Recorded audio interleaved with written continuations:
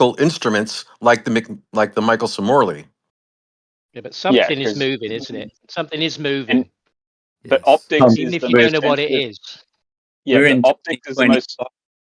One sec. Optics is the most sensitive tooling we have. Right? Is it? I don't know. Is it? I thought you made a claim. Anyway. Well, is it not the most sensitive? Optics is the most sensitive tooling we have to sort of determine acceleration. No, if you watch the video, this is about weight change with latitude. So you got a more sensitive than optics. You got a tooling that's more sensitive than optics to actually measure movement and acceleration.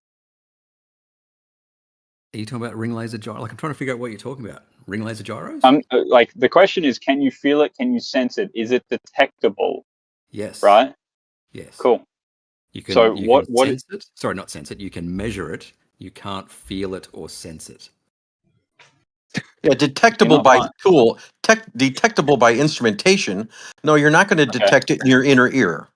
Because as you know, when you're on an airplane at 600 miles an hour, you can sit there and take a nap, and your cocktail is just fine on your tray table. Why aren't you feeling 600 miles an hour? Is that different than 400 miles an hour? Your point is made. Your point is made. Just one sec. One quick question. So, how many of the movements of the supposed Earth can you detect? I think there's supposed to be about 7. I've heard up to 14. Don't forget the wobbles. Don't forget the wobbles. Yeah. That's we had this conversation with your perspective, right? With Shubil was here as well, I think. Right? What, the kinematic versus dynamic? Yeah. No, it was about vector addition. So, if I am walking, if I'm on a plane going 500 miles per hour, right? Wait, on a plane?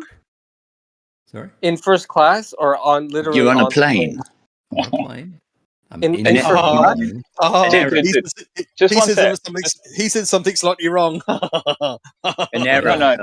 Quick question. So I asked for apparently we can detect one movement, but supposedly there are 7.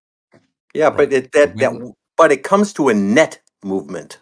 Yes, which is what I'm getting to, right? So and they won't let you speak. It's a net movement of stationary.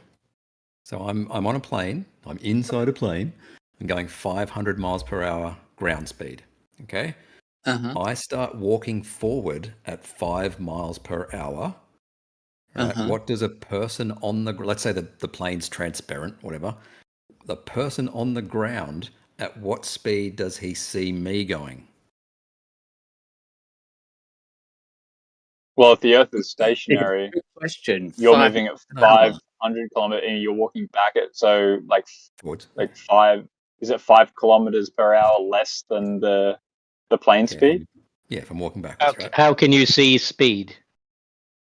It's relative to the observer. This is the point as well. Did I get it right or not right? Yeah. Well, yes, you got it right. So the Earth is stationary in that. The Earth is stationary because you're measuring against ground speed of the plane. The ground speed is stationary. No. I think I'm on it. No. Okay. All right. So I said the observer is on the ground and the plane is traveling 500 miles an hour ground speed. All right. That doesn't mean the Earth is stationary. It doesn't mean the observer is stationary. So what is the speed in the air? Relative to that discussion, I think it does actually, because you're measuring the plane's speed against the ground. Yes, it's inherent in moving, but that speed is relative to the ground speed. So it's irrelevant. Actually, the question you're asking seems to be irrelevant to the notion of the Earth moving. Yes, it is irrelevant to the Earth moving. Yes, it could be moving, it may not be moving. But if the observer's on the ground, so why are you bringing it up? Well, he's trying to cite you an example of something, and you're basically trying to conflate everything, including everything else that you want to possibly cram in for some reason. What is that in nautical? So you've successfully, done the math. 500 plus 5 equals 505, right? So that's what the observer on the ground would see. All right. Now, let's say instead of walking to the front of the plane, you walk from the left side to the right side. Can you describe what the observer on the ground will see, your movement from his perspective? Yeah, you'd go over the curve. Okay, thanks, Litzy. I don't know. Like, I mean, you're moving laterally to the direction of the plane. So what are you expecting me to inflect from the proposition you're putting forward? What you would see me on the plane doing is walking a little bit left to right, but going roughly 500 miles per hour, not quite in the same direction as the plane, right? You'd be going a little bit left to right, but still 500 miles an hour, right? We've just added 2 vectors. Right, we've added 2 different motions together. Which one of those? Can you sense all of those directions that you're moving? Can you put an accelerometer on the plane, on the person, and the person that's on the ground, the observer, and detect all those movements? We're talking constant speed, constant velocity. Yeah, but can you detect all those movements using an accelerometer? If you ran along the ground at 500 miles an hour, which would arrive there first, you or the plane? I don't know. Okay. Whatever. Well, presumably the person who's on the ground because it's a shorter line. Whatever. Well, why don't we focus on the vehicle? We'll get there. Go ahead, Ruha. Sorry. Right. You successfully added 2 vectors together, right? There's 2 movements, left, right on the plane, and the plane's forward motion. And correctly, you said the resultant vector is almost a straight line, but it's a little bit left to right and still roughly 500 miles per hour. All right. When you say the Earth is moving in 7 different ways, no. There's rotation, and then there's just relative movement, relative velocity. All right. You can only detect one. You can only detect one of them for some peculiar reason. Because it's an acceleration. Right? Because all of the other ones are not. Basically, you're implying that all the other movements are not capable of being measured because they're too slight in their expression that it can't be measured. This is where you're getting out of the trick. You're required, actually, if you want to explain the globe, to detect all of those different movements. In my interpretation, you only detect one. Right. So and I think it's actually Earth's spin that you detect. You don't actually. Yes. Or do they detect the orbit around the sun as well, or not? That's the next question. I don't think that's possible. Some people think it is. I think from the Earth, I don't think it's possible to detect the acceleration due to the orbit. Some people think it is. I don't know. Anyway, but yes, we detect the acceleration of our rotation. The other point when you say it's moving in 6, 7 different directions, all of those, well, first of all, speed, constant speed cannot be measured or sensed. Right? There is no constant speed on the globe, man. You're constantly turning, constantly churning. Oh, right? Just do this all morning, aren't you? Point of contention. Ruhith, you got one measurement you measure. Yeah. Right. Oh, thank you, Riksky. Now, remember you mentioned velocity, but let's choose another word that starts with V, vehicle. Is the Earth a plane? Are we in the Earth or are we on the Earth? Are we on the surface of Earth? Yeah, like are we in first class, like within the Earth, like in the cave, or are we on the outside of the plane, like on the surface of the Earth? This is great. This is really good. Yeah. This is good. Well, I'm just trying to demonstrate when people. Oh, go ahead. Sorry. Yeah. I'm just trying to demonstrate the juxtaposition of 2 vehicles, one with a barrier, physical barriers, and one with an open roof or no barriers. Okay. So the experience is completely different. Is it though?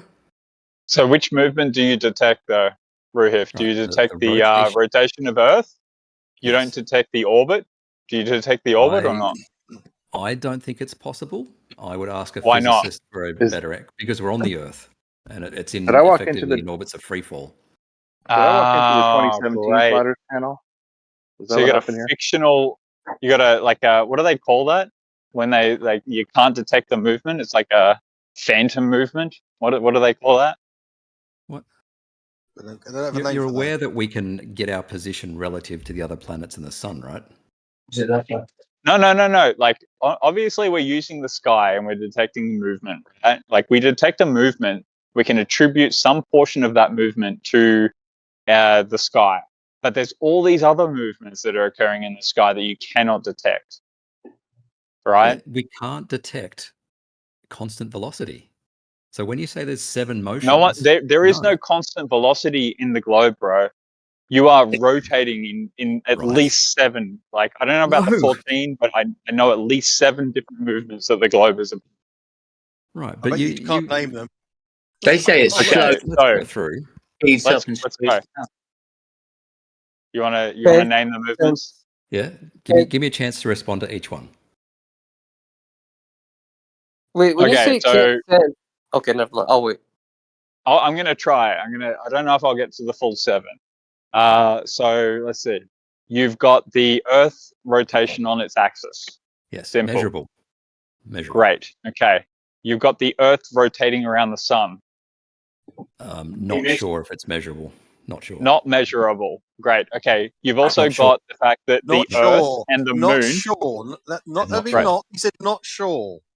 Great. Cool. You've got the Earth has a wobble. All of it, like on that axis, it also has a wobble.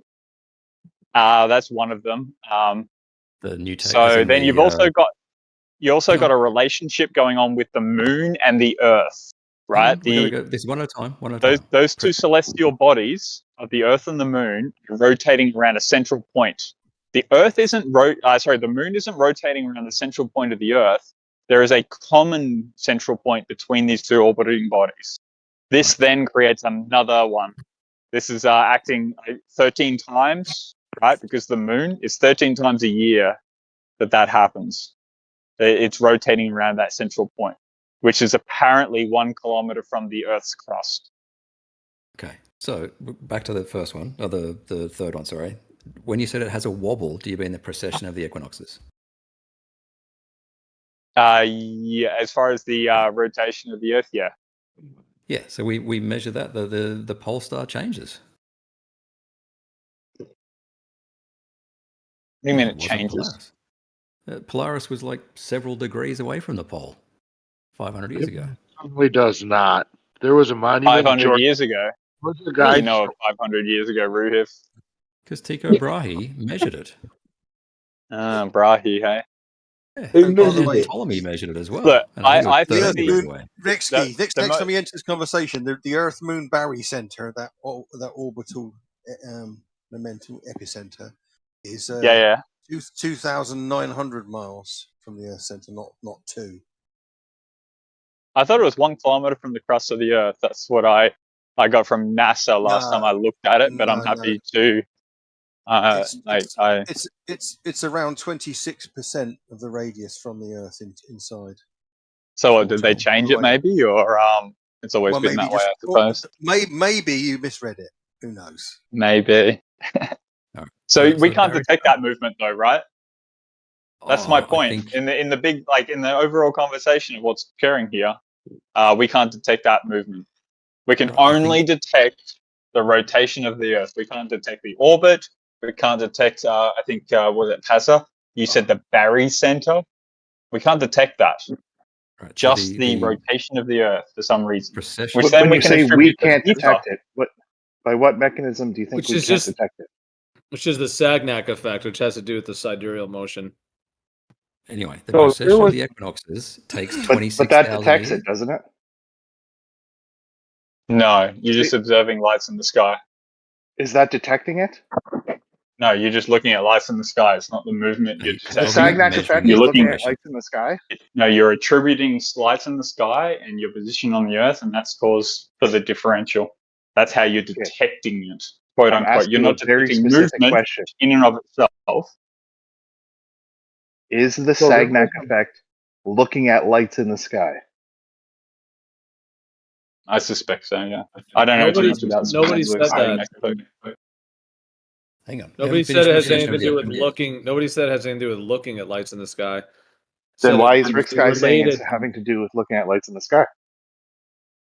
Where are we in? If nobody's saying that, why is Riksky saying that? Yeah. I'll concede I don't know too much about the Sagnac effect specifically. Isn't it something to do with looking through a telescope and noticing like a parallax or a deviation or something? No. If you put water in the telescope, is that the Sagnac effect? I can't remember.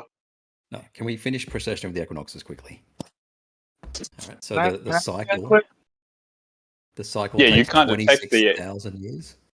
26,000 years to do that change, I would bet my left testicle that if someone calculated what the acceleration would be, I don't think we would have a instrument sensitive enough to measure it. No worries. You pick the weakest of the possible movements, right, in order to inflect upon the notion that only one is detectable. Right. My position still remains that you can only detect one of them, right? Which is, like, to me, it's the flow of the ether through the material, like, world that we exist within. You can't detect all of the other movements, man. Right. So keep going. We're up to number 3, right? We've done rotation, orbit, and wobble. What's the next one? What about the baryon? Detect acceleration, right? What was it called? The Barry Center? Yeah. What the fuck is Why can't you detect that? We can detect that with the tides.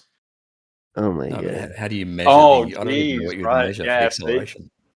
Can you guys hear me? Detect it with the tides. You're inferring that the tides somehow, like, create your Barry Center. Interesting. Yes, because that's why there's a high tide towards the moon and a high tide away from the moon. Oh my god! You're not detecting movement, though, are you? You're just looking at the tides. That's a different thing, man. Right. That's it. Just looking at the tides. That's all we're doing. Yeah, we're just looking at things at the tides.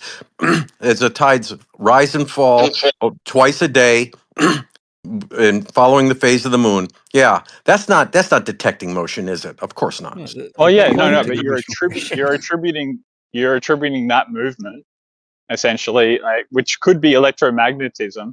No, it can't. It totally it cannot can, be man. electromagnetic. You're only detecting that within salt water. Apparently, it doesn't work too well with fresh water. Because freshwater lakes are bound and they aren't free flowing to the other surface. And Lake Michigan does have a lunar tide. It's just really small. Only detectable within liquids that have an electrolyte running through them. What's an electrolyte do? It conducts electricity. A field doesn't work so well on a freshwater lake, does it? Well, you're going to have you're going to have to come up with some other citation as to whether or not the electrolytic capacity of water affects the tides. Yeah, because electricity you're just saying has that. Electrolytes in a fluid do conduct a lot better with electrical fields. Like, it just does, man. Where did you get this from? I don't know. Is someone writing this down? HHO generators. Electrolysis. Yeah, HHO generators work much better with an electrolyte than they do with pure water. No way. Yeah, I know. Isn't it curious? Can you guys hear me? Yep, we do now. We hear you. Oh, excellent. So I just wanted to weigh in on the North Star and the wobble. So there was a monument in Georgia that was built in 1980, and until a couple of years ago when it was destroyed, you could peer through a hole in this monument 24 hours a day, 365 days a year, and it would focus on the North Star, disproving the wobble, and in my opinion, easily disproving the orbit, but that's arguable. Well, I like it. The Polaris isn't actually, if you get a star trail Polaris, it's not actually in the middle of the star trail. It is wobbling around in a little circle every 24 hours. And the fact that you don't have a 90. You don't have a GP and a 90 there, do you? Dude, that's not the topic, dude. Sorry. We're talking about the wobbles. So, the Georgia Guidestones, it was just a precision drilled hole in a piece of stone with enough of an aperture that you could see the Polaris across this wobble domain. You can. There's nothing special or magic about Georgia Guidestones. If you wanted, you could erect something in your garden which you could peer through and see Polaris in exactly the same way and keep it there. It wasn't a magical thing. I don't think he said it was. No, it's not magical, but it disproves the whole heliocentric model, in my opinion, in my eyes, in my mind. That disproves that alone. But there's so much more evidence on top of that. But just the fact that the stars are in the exact same position 365 days a year disproves the heliocentric model easily. To the naked eye, all the stars are in the exact same position pretty much across your entire lifespan. Exactly, and that's the problem. No parallax. So, but however, we do have we do have accurate records that do actually extend beyond one person's lifespan. We can compare archaic astronomical charts to modern ones, for example. And nowadays we have equipment which we point at the sky, which is able to detect much, much, much tinier motions and changes and perturbations in the topology of the sky than the human eye. And that's the important thing is when we talk about these things, the human eye gets you so far, like it did with everything else, like it did with virology, for example. And please note. Don't get me started on virology, man. You'll get now please note for the sextant. For sextant work, you need an ephemeris, and the ephemeris is published multiple times a year because of the very small changes in declination and sidereal hour angle of stars. So you can't just use a sextant almanac from the year 1900 without getting a noticeable error. So isn't that the point, though? Like the other gentleman said, what was it? Oh, I don't even know. I can fucking stitch this idea together.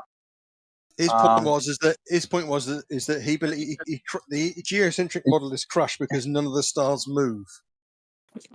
Yeah, but the past, like you claim like super accurate measurements of the past, and you brought that into the present. And what about what Schubel said about the almanac changing every year? Because there is a tiny change beyond your realm of human sight, which doesn't then mean that you can smash the geocentric model by saying the stars don't ever change.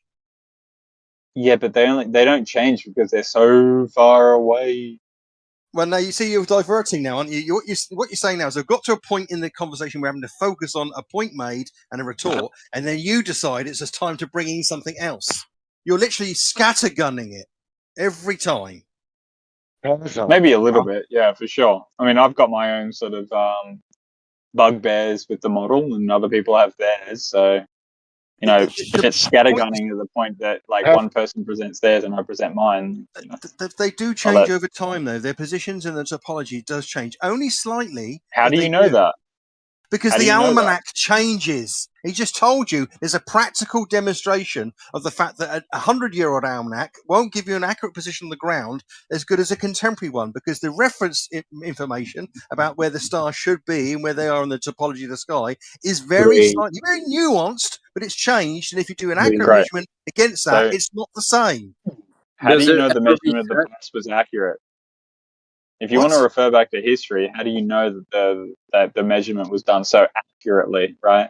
Like you guys sort of essentially claim that the technology has only come out in the last 30 years to measure the sky so accurately, and yet you want to go back hundreds of years and say that they measured it so accurately back then and we can detect the change. Did they have the tools back then to measure it or not? Well, 100 years ago, they had telescopes accurate enough to measure the position of things in the sky to a level which is satisfactory to the resolution used in the almanac. Yeah, but the deviation, like the error caused by their tooling, and then what accurate measurements now, like you're presenting the past. Why are you invoking this imaginary difference between the way they measured stars to some accuracy that satisfies the almanac and celestial navigation? Because you're invoking... No. Hang on, let me finish what I'm saying. One sec. Dude. You interrupt me. You interrupt me. Why not? You're invoking that they were so accurate in the past, yet we have all these cool tools now to make it even more accurate. Yeah, even more accurate. That is the point. Not accurate. Even more accurate. That's the point. Even better. Even better. Yeah, so if it's even better, right? So how do you know, okay, in the past, it was less accurate. Now it's more accurate.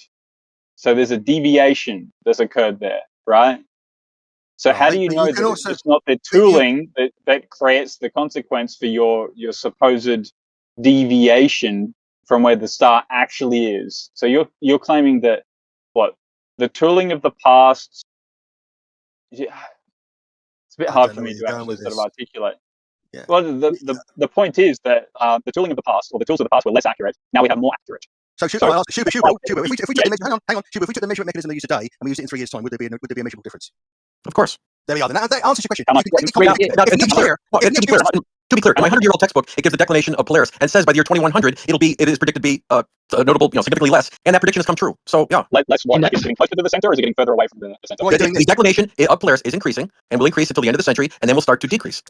in 3 years' time, the tools will become more precise. The curvature switch will be, much more efficient in 3 years. But that's not what I said. That's the point. Is if you take the equipment now and you use the same equipment next year or in 3 years' time, you'll have a different almanac still. We're imagining that the differences in the almanac are just down to every year someone coming out with super duper telescope Mark 64. Oh, next year super duper telescope Mark 65. You're invoking and you're imagining something so you can open up a little gap and say, well, these are different because you're measuring them differently. Well, yeah, but they are very minor, tiny little infinitesimal almost deviations, right? And the point is there's a continuous precession in a geometric that's predictable because, as I said, 100 years ago, they measured it and they went, we predict it's going to be here. Yeah. But they weren't predicting the error in their equipment that they'd rectify in 100 years' time. They were predicting where the star would move. Yeah, Riksky, have you ever heard of the flat Earth model that has the firmament change its degree every certain cycle? Yeah, so that's sure. why.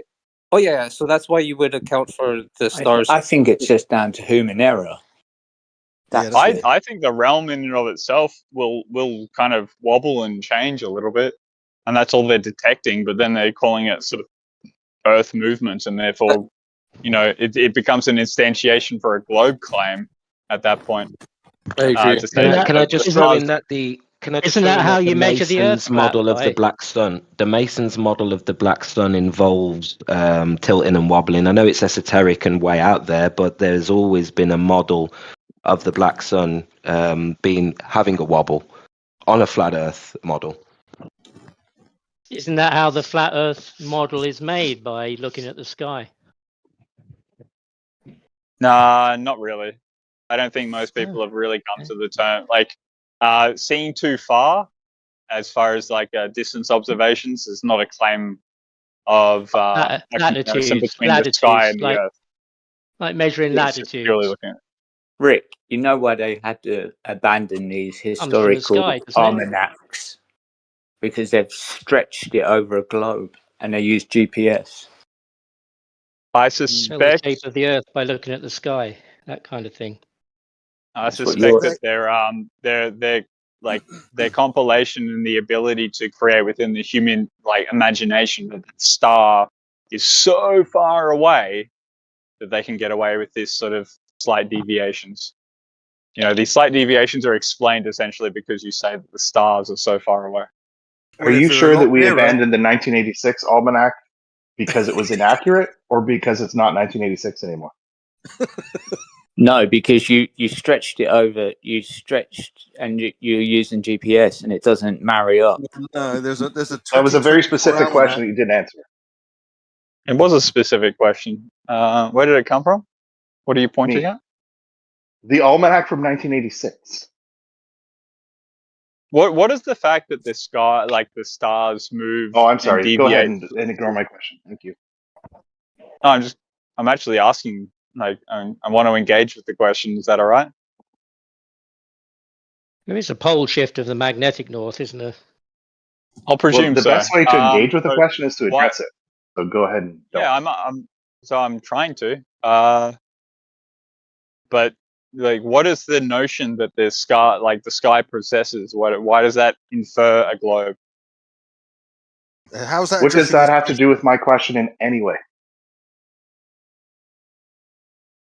Because you guys are using the deviation of the sky in order to infer that we live within a globe. No, I brought up the almanac from 1986. How does that bring up the sky? Okay, how does that bring up a globe? What is the almanac, and what does it do? The almanac. There are many almanacs. Is it about the sky? But he says, the other guy said we abandoned the almanac from years ago because they're inaccurate. I'm not, dude. I'm not responding to what someone else said. You're asking me about something about the almanac. So is the almanac orientated about the sky? Brandy. He's at the brandy. Yeah, let's just all shout. Let's all make jokes about brandy, Rick. That's great. That's really, really taking it highbrow. Well, you got to. I was just interested in you measuring the Earth flap from the sky by looking at the sky. Okay. You said that we abandoned the almanac from years ago because it's inaccurate. And I said, are you sure that's why we abandoned it? Or did we abandon the 1986 almanac because it's no longer 1986? Can you answer that question? It's definitely no longer 1986. Very good. That's the correct answer. So if you take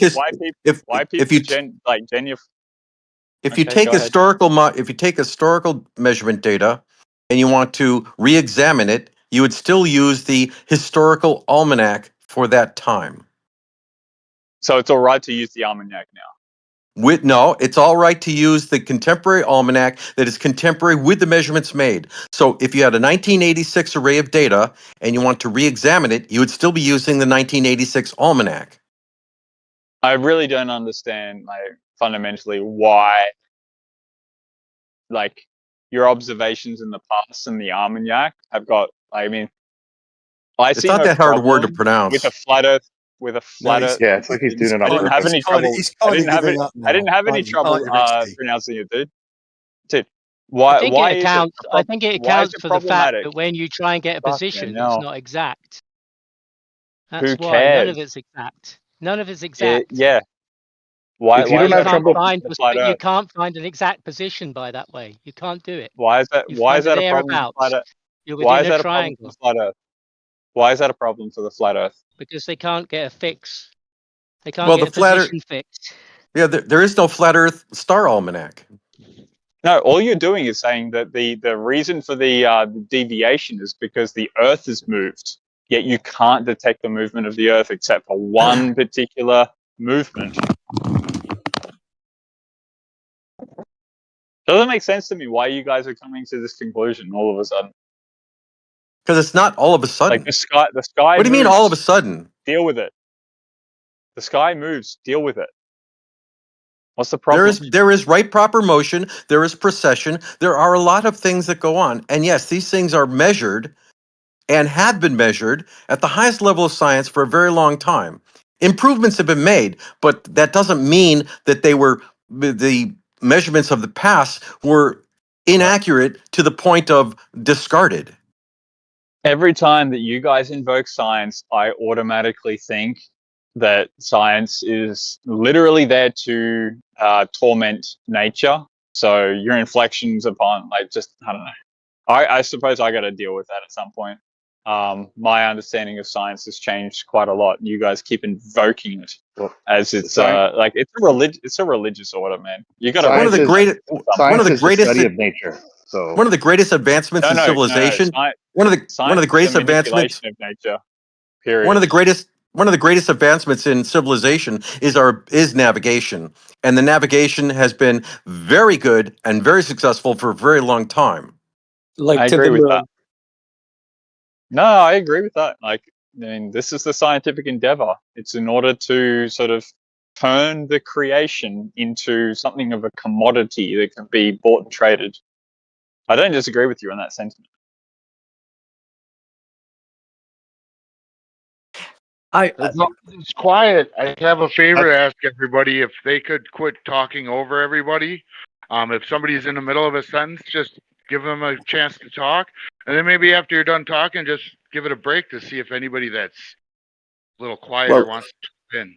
So I would like to say something. Yeah, the manipulation of science would be applied sciences or applied engineering or applied sciences like engineering and surveying. But the pure, unquote, quote unquote, pure sciences are the study of nature. Science is Latin for knowledge. But go ahead, Schlitzy. Tell me when I can speak. Yeah, go for it. You can speak, bro. Yeah, so there's I would like Zanuck to answer this question. Are you in agreement that there's stars which are fixed, which do not move, which have not changed?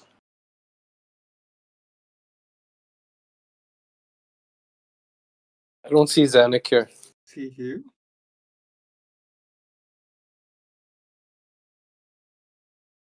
Need a drum roll. I don't think he was in here. Oh, he's disappeared. No, because I think when he's talking about these almanacs, I think it's the reason they change is because the development in the digital navigation, rather than the stars are what he says. Yeah, they're not slightly moving. I think the technology and the digitalization of celestial navigation has changed, and that's why they're different. But they won't tell you that. Yeah, possibly there also might be one other explanation. So you think we measure movement over time because of the No, I change in don't. technology? Hold on. I said there's stars which don't move, and it's historical that they do not move. They're fixed. That's why they're called fixed stars. Fixed. Which one, dude? Which ones are fixed? Southern Cross. Always points. Yeah, Polaris. Regardless of your fictional movement. Polaris moves, bro. It's fucking observable. Oh, is it? Yeah, it's moving like in a very tight sort of central position. What is Apparently, it? So is it moving from? Does it like move, but then loops back on itself, kind of thing? Is it like in a, like a? No. What, it's definitely moving away from its fixed point. It's at the center, but it's slightly off the center, such that it moves. I guess you could say there's a black spot in the center that it goes around.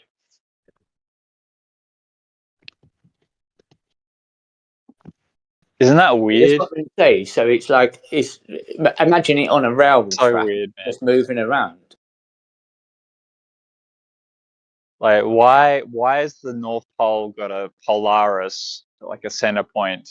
Like, in this chaotic world that the heliocentric model presents, the North Pole star has it just like rotates just so slightly around that position.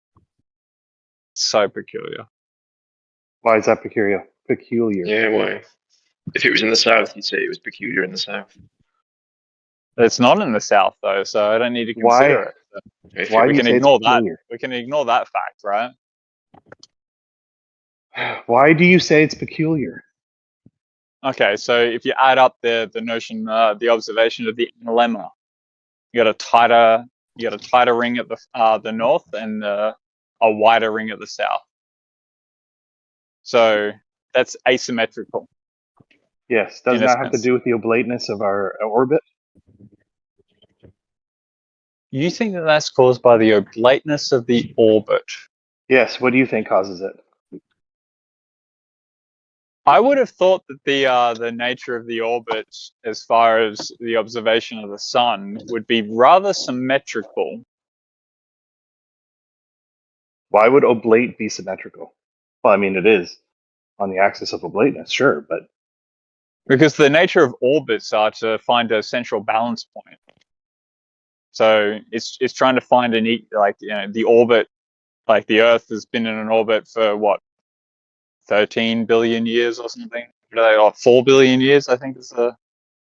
So it's found a little like a Goldilocks zone, right? It's real comfortable there. Why is it then that the orbit, the analemma expresses itself such that it has asymmetry? because of the cyclical nature of the orbit and the sun. No, but it should be. Why did you bring up? Hold on. Why are you jumping from Earth, Polaris to the analemma? Because there are observations in the sky. Okay, but are you talking about one or both or neither? Well, we're trying to work out, as far as like the broader topic of going on here, how do we actually detect movement? Okay, but a few minutes ago, you were trying to work out the peculiarity of Polaris, and you haven't established or examined that. You've jumped to something else. So maybe the problem of you not being able to work something out is because you leave it before you're able to work it out. So which one do you want to work out? Well, the point of pointing out the Polaris incident is the fact that you've got a central North Star, right? And you've got no southern star that sort of reciprocates that. So that's an asymmetrical observation, right? We know that we've got symmetry, but it's asymmetrical such that you've got an observation in the northern aspect that sort of accentuates that observation, right?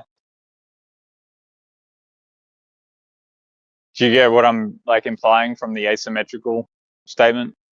Like there's symmetry there, but it's not perfect symmetry. I think you went out there. How do you reconcile them both turning in opposite directions? Well, that's the nature of the sky. I think the sky is a kaleidoscope. I think what you're looking at up when in the sky is a 2D representation of a 3D sort of movement of bodies that is being projected from the center down upon the like a two-dimensional plane in the sky, and that's the sky clock, right? The sky is a clock. It's for telling the time. So sounds like there's two clocks, though. Is there two clocks? Two points of rotation on the clock? As I said, it's a kaleidoscope. So yeah, in the kaleidoscope model, is there two clocks, 2 points of rotation for the hands? Well, no, but it's all like moving in opposite directions. It rotates around, and yeah, there's a bit of a wobble to it. Doesn't mean you can actually detect all of those wobbles. The only detection of movement that you can actually do is through, like, you only detect one of the movements. That's the Earth's rotation, from what I've gathered from this conversation. I can't remember specifically what it is, but essentially, like, you can only detect one movement of the apparent 7 movements that we detect in the sky. So what's up with that problem? You can only detect one movement. Physically, you can only detect one movement, but visually, you can detect 7 at least. Okay, so we can detect more than one thing. So you're talking about one specific form of detection. Why are you ruling out all the others? Because you're not actually detecting movement. You're presuming movement based on your observation. You mean you're concluding movement? Sure. You don't presume something after observing. You conclude something. Go for it. Thank you for the correction. You're welcome. What I was going to say about Polaris as well is if it is moving, it's on a loop and it will go back to its starting point regardless. So it's not really moving, is it? In the such, it's moving away from its point forever and ever and ever. It's just going on a little loop and it will go back. So how does that relate to your GP of Polaris on the flat Earth? What I just said to you, there's like when you use our celestial navigation, you only use fixed stars. So like when you say, oh yeah, you just point up to a star, you don't point up to any star, you point up to a fixed one, and there none. Yeah, so you tell the shape of the Earth by looking at the sky. That's what I said. Who said that? I said that. No, you're just like traveling in a straight line, aren't you? You're looking at Polaris to get an angle. Have you ever sailed? Have you ever sailed? Yeah. Yeah, where? Not out to Calais, not ferry to Calais. No, I've been on ships. Yeah. Yeah, what kind of ships? A good ship, like big ships. Oh, what's wrong with the notion that the sky is 3-dimensional and the Earth is flat? Like, you might be the only one who thinks it. That'd be interesting if you've got a group of you that also concur to your model. That'd be interesting. But I don't know. I don't just know that they're pointing they're getting a point at Polaris, getting an angle, and saying that the Earth is flat because of that angle. No, you're just traveling in a straight line, A to B. Which straight line? What do you mean? Where are you going to head in a straight line? You're going A to B. A to B. You will plot, and you will plot your course A to B. Yeah. Yes. Would you plot your course differently on a globe? You wouldn't go A to B on a globe? You're not plotting that course, are you? I thought that GPS. by getting an angle, I heard that by getting an angle to Polaris, that's how you get latitude. And the horizon is not. I don't understand why you keep invoking my education in this conversation anyway. I know, it's crushing. Like formally, like you know what I'm saying is true. No. You're skirting around it now. You're tap dancing. No, Pazza, if I was to invoke my education fundamentally sort of embeds me within the notion of like sociodynamics. It's not about this sort of scientific kind But of you have told us observation you're an you're expert referring to, on right? you're an expert on a perspective before, haven't you? Rick, No, I haven't admonished like my. No, I don't think I've sort of exemplified that. Although I will say that dealing with CAD programs, and I have changed perspective views in order to capture wider angles inside of, the buildings that I so-called design for education purposes, even within the actual occupation of it. I do change the angular observation aspects, which is why I sort of started questioning this so quickly.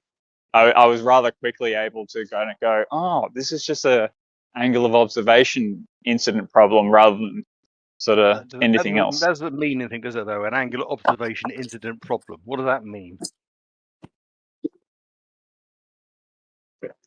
There's vanishing points, and I can create that within my 3D CAD software, and I can increase the observational angle, but I decrease the distance view that is rendered within the program.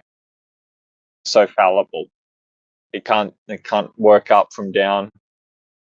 They're getting real strong visualization. There's no doubt in my mind if someone's sitting in an empty room to someone who's sitting in a room with lots of things in the room, and it almost gives you a visual representation. So you're using sound visually.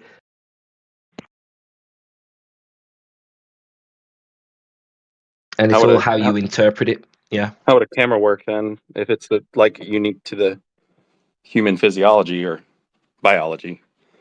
Cameras can capture light. It's unique to the device, right? Or the thing that is interpreting it. So it's light is a sound wave in the ether. That's the best way to describe it. But we can interact with air when it's not transmitting a sound wave. Is light the only way that physical world and ether interact? Light is a sound wave in the ether, and when I say a sound wave in the ether, it's meant to get you to understand that what's taking place in the ether is analogous to what's taking place in the air. Yeah, that makes sense. But I'm saying we have wind, we can detect wind and air speed and temperature and all these things about the air that sound travels through. Yeah. But it seems like ether, we can only interact via light. Yeah, Unless like there's with some other a gyro or whatever, that Michelson-Morley thing, right? Yeah, it shows it. Or that thing that they say thanks Bob about. What's that thing called? That's still light though. That's not. Those aren't other ways of interacting with it, are they? Yeah, exactly. How do you what sense is it that you use for the wind? It interacts with physical objects, like a wind speed indicator or so light. propeller or a wind if light wasn't there, you wouldn't even know it's windy, or no? Right? Obviously, you could know it's windy without the light being there, right? I'm not talking about light and air.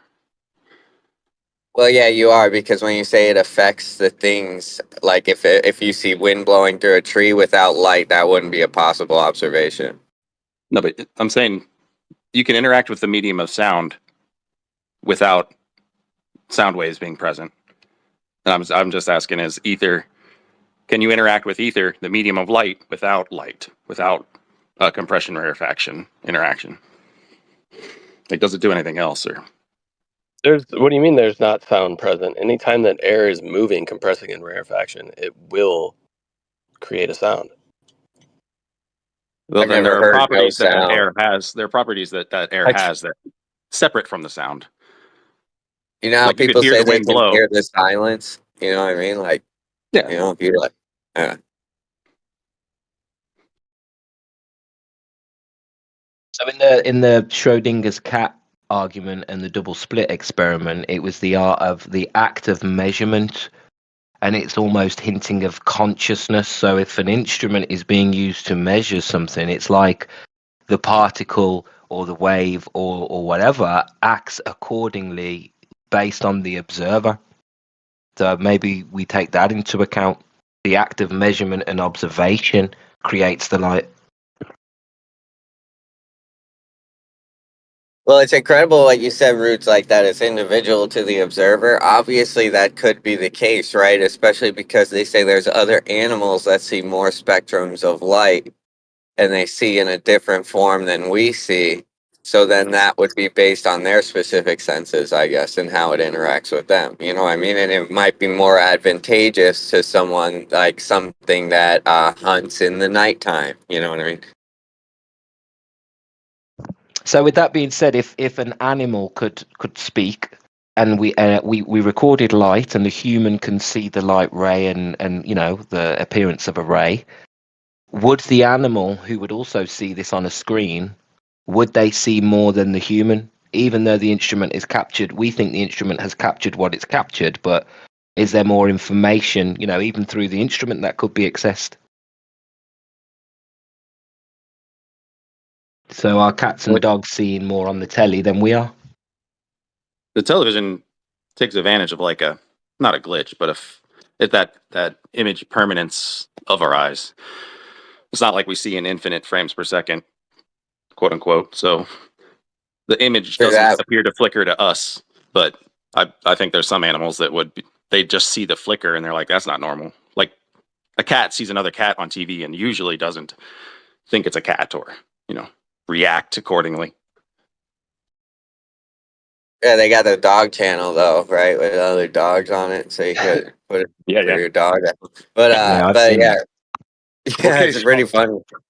But I have a TV hanging on my wall, and my desk was right underneath it, and my cat would come up on my desk, and I'd just have nature shows on, like where they have a bird feeder and different birds come in, and he would try to get the birds. He would, thank God he didn't scratch my TV, but he stood up and was trying to get at them. Assumption that dimensions are part of reality, or Right. I'm on the east coast of Florida, so I get the sunrise. Yeah. So only the early morning lovers get to see it on that side. Or fishing, I fish, so it's like that's a key time to go fishing. So it's like something that I see regularly, and I feel like that's really changed my perspective on things, is because I watch this all the time and there's so many different variations of a sunrise. That to me, I'm like, nah, it's not bottom up every time, dude. It's not. I watch too many of them to just make a blanket statement like that.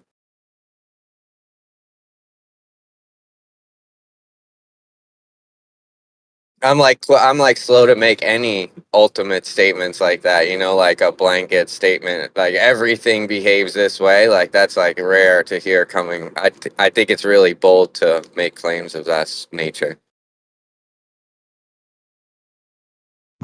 where are we at with dimensions? I know I've had a few debates with flat earthers about dimensions, but are we in the assumption that dimensions are part of reality, or are we throwing that in the relativity nonsense pile?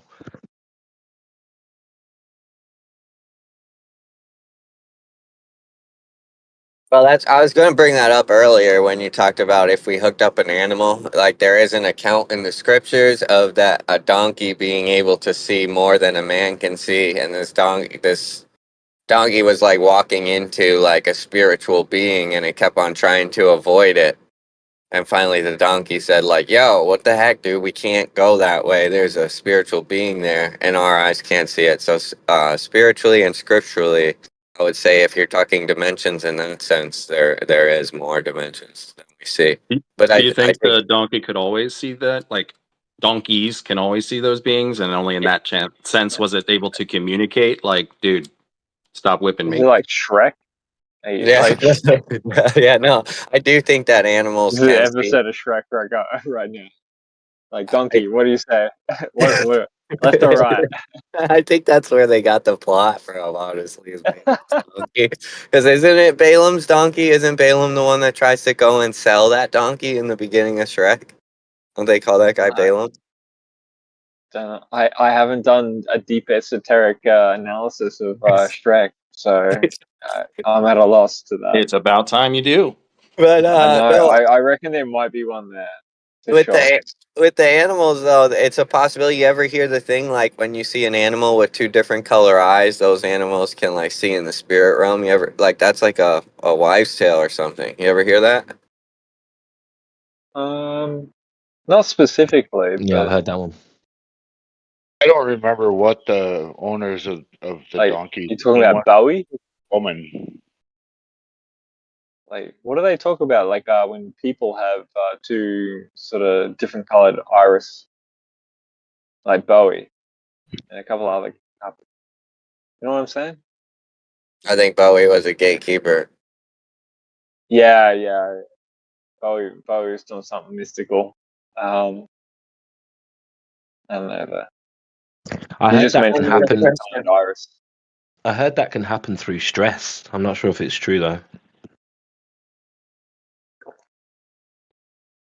Yeah, it seems like like maybe if there was something good with the Catholic Church or maybe it was just always the same people. Maybe it's just like the Pharisees that Jesus like rebuked just started changing their look so that way people don't remember what they were, and then they just made the Catholic Church. And then of course they would be Zionists because they're the people that are saying no, we're entitled to this piece of land. So then they would promote that movement and stuff. So yeah, I don't know. It looks like a big infiltration back in the day.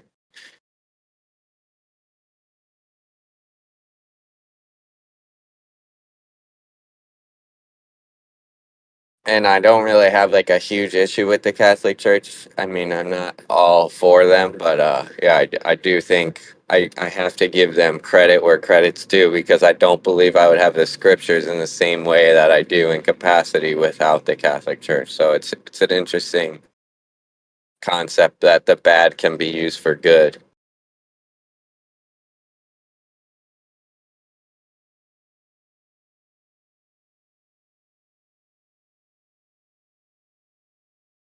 These like George Rickey and Kurt DeBoss, they were driving nice cars, visiting foreign places around the world and communicating with somebody outside of our intelligence agency. And our intelligence agency even knows they were doing that. They were just watching it. So that means I do think there was a higher level system they were contributing to, which could have been literally Hitler coming over with them and being part of this media campaign with Disney. And that makes more sense in Argentina. I mean, it makes a lot more sense in my opinion. Yeah. Well, someone in here told me about the Hitler Walt Disney connection. I didn't even see that somehow with all this research. So this is, that's like a 3-week-old connection for me. I think it was New Perspective, if you guys know him in here. Yeah, I've been in here with them. For me, I learned about it during Sukkot last October, sitting around a campfire. So yeah, that was like just mind blowing. Like, what?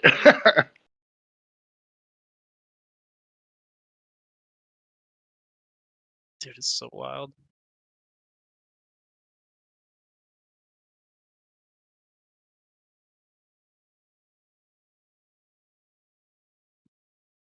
I heard some big news last night. I can't remember it right now. I just know I heard something big last night. Oh yeah, the JFK files. There's a guy from the Epoch Times he's found out kind of like, of course they declassified all the JFK files and you can go download some PDFs, but the reality behind this is that all of the public information requests that were blocked before are not going to be blocked now. So it stands to say, yeah, maybe they released some evidence or whatever, but if you have information, right, maybe you were a whistleblower or you heard a whistleblower and you know an exact question that you want to ask, you could do a public information for you right now, and they have to give you the information. So if you know a name of somebody that no one else does that's involved in this, you can ask for the government's documents on, like Marconi, some of these guys that were, like, we have evidence to say that they were clearly working for the CIA. They were a public figure. So there's like the guy from the Epoch Times, he has this giant like web of, whistleblower common denominators. He's using that to do public FOIA request. And now he's gotten to the point, he's traveled to the actual office and he's in there doing he's figured out the whole process. They have like a study. You can go in there and go through, you can get documents literally brought out to you that you're requesting. So he's in there taking pictures of these documents and getting it all mapped out by using the release documents they already have, plus knowledge that was already existing to submit new FOIA requests. So I'm real excited to see what they do, what some of these guys get with the deep dives.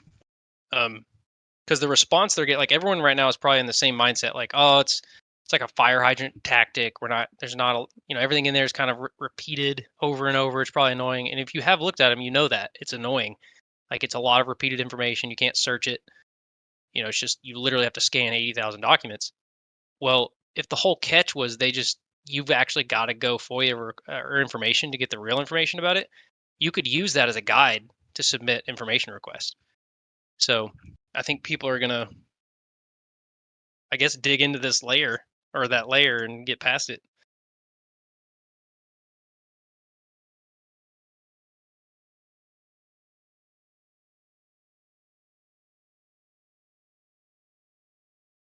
I wish I had time to do that kind of stuff, but yeah,